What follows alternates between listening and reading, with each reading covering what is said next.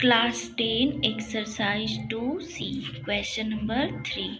यदि बहुपद x³ - 3x² + x + 1 के शून्यक a - b a + b हो तो a तथा b का मान ज्ञात कीजिए। तो इसमें हमें क्वेश्चन में पूछा है कि a और b का मान ज्ञात करना और बहुपद हमें ये दे रखा है। तो ये त्रिघात बहुपद है। तो यहाँ लिखेंगे जो क्वेश्चन में दिया होता है पहले उसको लिख देते, इससे सवाल हल करने में आसानी होती है। तो यहाँ दिए गए बहुपद मतलब क्या क्या इसमें दे रखा है। तो बहुपद क्या है, x³ - 3x² + x + 1 और इसके शून्यक क्या है, दिए गए शून्यक a - b a और a + b। तो यहाँ लिखेंगे माना अल्फा बराबर a - b, बीटा बराबर a और गामा बराबर a + b। तो इसके बाद हम लिखेंगे शून्यकों का योगफल, क्योंकि त्रिघात बहुपद है तो इसमें आपसे शून्यकों का योगफल, गुणनफल या शून्यकों के गुणनफल का योगफल, यही सारे क्वेश्चंस पूछेंगे, इसी से रिलेटेड होंगे। तो यहाँ लिखेंगे शून्यकों का योगफल, हम हिंदी नहीं लिख रहे हैं, डायरेक्ट लिख दे रहे हैं अल्फा + बीटा + गामा, क्योंकि उसका सूत्र होता है शून्यकों का योगफल यानी अल्फा + बीटा + गामा बराबर -x² का गुणांक बटा के x³ का गुणांक, ये सूत्र होता है। तो हम देखेंगे अल्फा की वैल्यू a - b, बीटा की वैल्यू a और गामा की वैल्यू a + b बराबर x² का गुणांक क्या है, या माइनस सूत्र में है तो पहले से माइनस लगाएंगे, फिर देखेंगे x² का गुणांक क्या है। तो x² का गुणांक है इसका अंक, यानी x² का अंक क्या है, 3 है, वो भी माइनस में, तो -3 लिखेंगे। अब x³ का गुणांक, तो x³ का गुणांक यहाँ कुछ नहीं है तो 1 मानेंगे, कुछ नहीं है तो कभी 0 नहीं मान सकते, क्योंकि अगर 0 मानेंगे तो ये सारा 0 हो जाएगा, तो x³ बचेगा ही नहीं, तो हम फार्मूला लिखेंगे कैसे, इसीलिए यहाँ पे 1 मानना है, क्योंकि 1 का गुणा किसी में भी करेंगे तो वो उतना ही आएगा। फिर यहाँ पे ये -b और +b क्रॉस हो जाएंगे तो बचेंगे आपके 3a। तो यहाँ लिखेंगे 3a बराबर, ये माइनस माइनस प्लस 3 हो जाएंगे, 3 से 3 क्रॉस, a बराबर 1।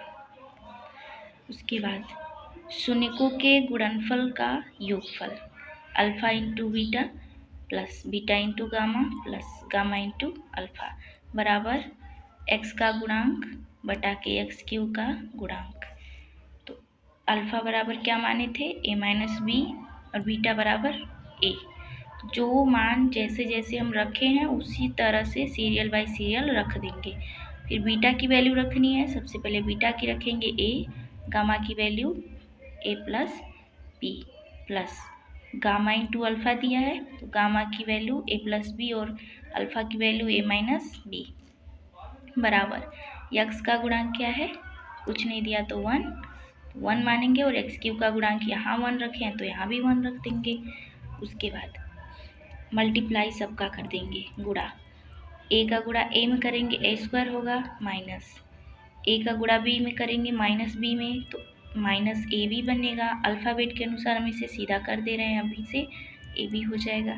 उस तरह तो ba होता लेकिन ab सीधा सीधा, प्लस a का गुणा a में करेंगे a² होगा, प्लस a का गुणा प्लस b में करेंगे तो ये दोनों प्लस हैं, प्लस ही होंगे और ab हो जाएंगे। फिर प्लस एक कोष्ठ में a + b और एक कोष्ठ में a - b होता है और बीच में गुणा का निशान होता है, इसका अर्थ है ये सूत्र है। तो ये सूत्र है a² - b² का। फिर यहाँ लिखेंगे बराबर 1, ये दो 1/1 है तो इसको हम 8/1 लिख देंगे। फिर यहाँ पे a² 2a², ये -ab + ab कट जाएंगे। उसके बाद इसको तोड़ेंगे, प्लस है तो उसी तरह आ जाएंगे, a² - b² यहाँ लिखेंगे बराबर 1। फिर यहाँ पे 2a² और एक ये स्क्वायर, 3a² हो जाएगा -b² बराबर 1।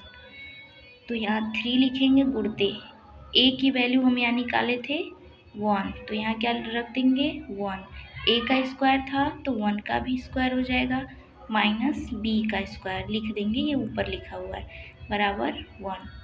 अब 1 का स्क्वायर करेंगे तो 1 ही होगा, और 3 का गुणा 1 में करेंगे 1 हो जाएगा, यानी 3 हो जाएगा मतलब, तो 3 एकम 3 माइनस बी स्क्वायर लिखेंगे बराबर 1। उसके बाद बचेगा माइनस बी स्क्वायर और बराबर 1। इसको हम इस साइड ला देते हैं, इधर प्लस होता है तो इधर आके माइनस, घटाएंगे तो 3 बड़ा होता है, 1 इस तरह से छोटा है। अब घटाएंगे तो माइनस में हो जाएगा, तो -2 हो जाएगा, माइनस से माइनस क्रॉस, बी स्क्वायर बराबर 2 बचेंगे। तो जब बी स्क्वायर से ये स्क्वायर हटेगा तो 2 पर करड़ी लग जाएगा, तो बी बराबर करड़ी में प्लस माइनस 2 हो जाएगा। तो हमारी वैल्यू निकल गई, ए बराबर यहाँ से ए बराबर 1 और बी बराबर प्लस माइनस करड़ी में 2। ये आपका आंसर है, क्योंकि ए और बी का ही वैल्यू पूछा था, तो ये रहा आंसर।